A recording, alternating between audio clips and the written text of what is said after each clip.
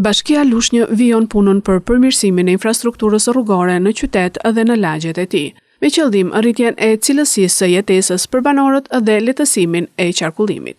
Së fundmi është nënshtruar rikonstruksionit rruga Halim Haxhiu, e cila ndodhet pranë shkollës jo publike në nënshkruesi pavarësisë në Bisefa.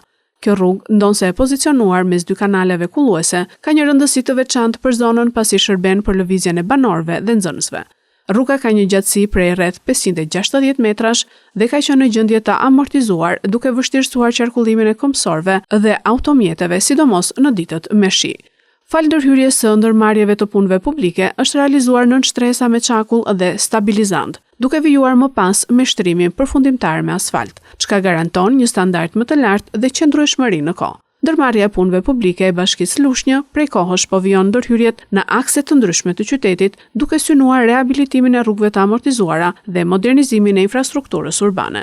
Ky investim jo vetëm që përmirëson ndjeshëm lëvizjen për banorët e zonës, por ndikon edhe në sigurinë rrugore, veçanërisht për nxënësit që frekuentojnë shkollën pranë saj. Banorët e zonës e kanë mirë pritur këtë investim, duke e konsideruar një ndërhyrje të domosdoshme që i jep fund problematikave të kahershme dhe përmirëson ndjeshëm përditshmërinë e tyre.